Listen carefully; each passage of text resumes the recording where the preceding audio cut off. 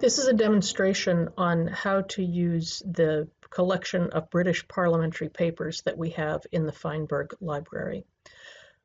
A lot of British research, no matter what time period you're researching, is done through the British parliamentary papers because they not only passed laws, they researched and reported on all kinds of elements of British life.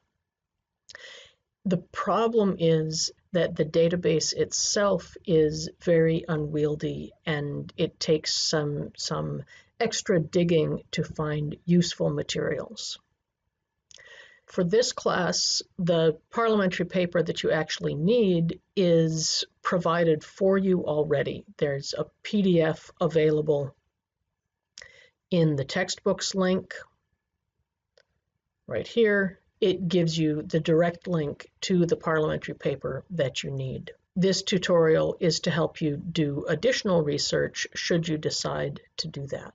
From the course Moodle page, you can find the handy research guide. This research guide is the same for almost all history classes. And then there's a link in primary sources to the parliamentary papers. From that link, only the top one actually goes to the papers themselves. These others are information about the source and about how to search it. This looks like a pretty straightforward search. Like many databases, you simply put what you want into this main box. As you know, I love horses. We're going to look at horse. See what they have to say. When you search for horses in the parliamentary papers, you get 42,646 results. That's lovely. I'm going to read every 42,000 of them. I'm not. Let's narrow that search down a little bit. And of course, you narrow down your search by going to an advanced search choice. So here in the top bar or right from the outset, you can choose advanced search. As in most databases, there are many ways to narrow your search. What's peculiar to the parliamentary papers is the different types of papers that are available to you. Over here on the left, the section of paper series gives you a choice: bills and acts, command papers, House of Commons papers, and Hansard. Bills and acts are the laws that were proposed or passed. If you are interested in knowing the exact legislation that was passed, choose bills and acts. For general research, for what I'm beginning now and trying to learn about horses, bills and acts are not actually very useful, so I'm going to get rid of those for now. Hansard is the name for debates that were happening on the floor of the House of Commons and the House of Lords. When you want to know exactly what an individual member of Parliament was saying, when you want to know the nuances of an argument over a bill or a law, then you go to the debates, you go to the Hansards. Those might be useful in talking about horses, but I don't want to deal with them right now. We're going to get rid of the Hansard.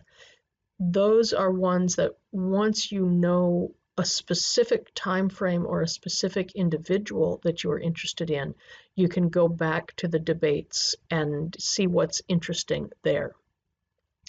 Most of the research that you're going to do as a history major, you'll find in the command papers and the House of Commons papers. Both of these are reports primarily from committees or from other small groups. They go out and do research, compile it all into a report. Command papers come supposedly from the Queen, where she has said, I want to learn about whaling, and a committee goes out and does research on whaling and then presents the report to Parliament. The House of Commons papers comes from the committees of the House of Commons themselves. So if they have a committee on roadworks, the committee would go out and do research on roadworks and present that report. For our purposes as historians, they're basically the same thing. They are reports about things that were going on in Britain in a particular time period. So now that I have selected the type of papers that I want to search in, I'll try my search again.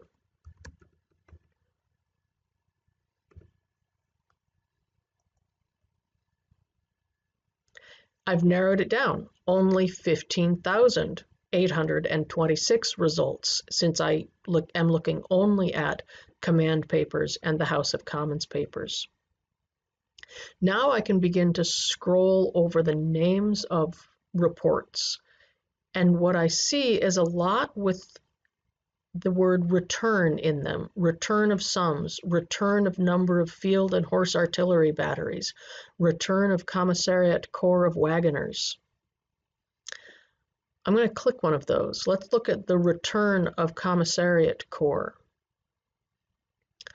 Whenever you see the word return, what you're going to get is a table of numbers.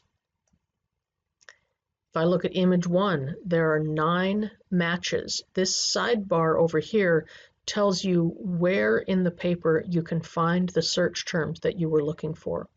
We're currently looking at image 1, and you can see it highlights every place that my search term appeared. In this instance, the return is an account. It's a record of how much it cost to prepare all of these things for the Corps of Wagoners. So that's interesting, but not really what I'm after. What I can do next is come up here and modify my search and say, I'm not really interested in returns. And so choose not.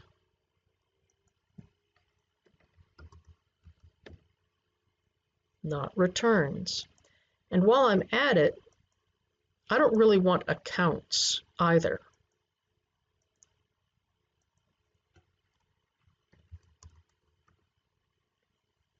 So every place that they were doing accounting horses and things related to horses, those are all going to be excluded from my search. Now I'm down to 67 results, and these are the kinds of reports that I'm really interested in. The first report from the Royal Commission on Horse Breeding. Here I know that the word horses appears 13 times in this 10-page document.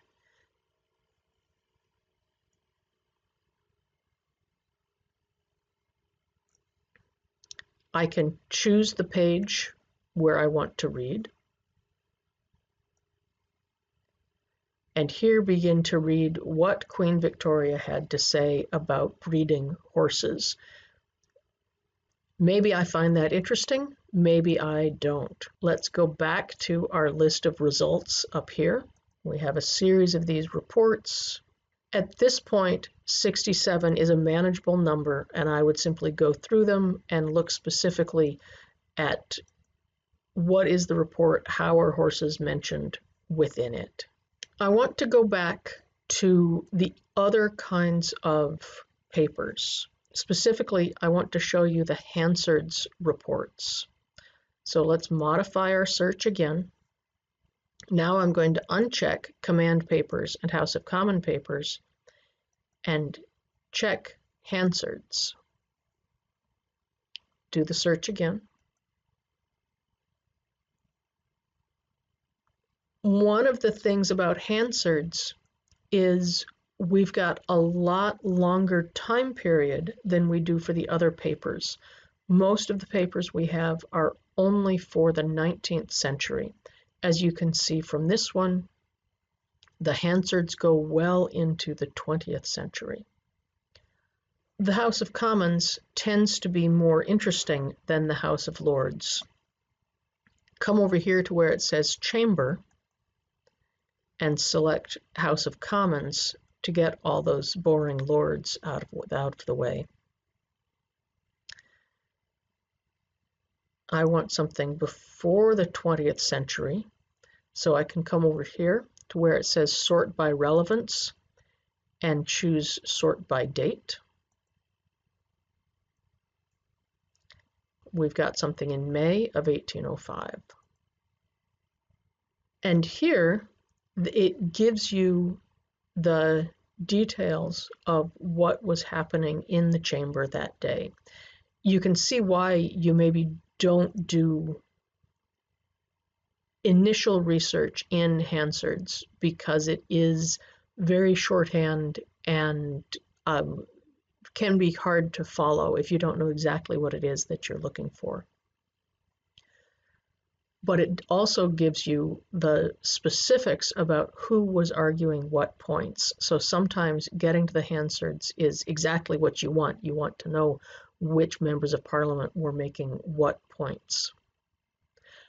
You can also then use the Hansards to trace an individual.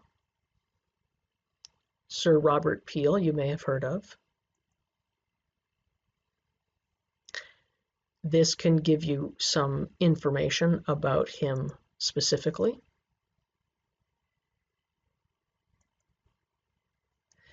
And here, the Hansard contributions tells you where he is mentioned within the parliamentary debates,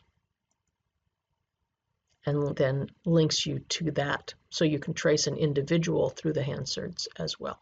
One of the things that I have found in using the parliamentary papers is it pays to be creative with your searches. Try a bunch of different terms until you find something that is useful to you. Click on a lot of stuff, and once you have found something that is useful to you, download the PDF.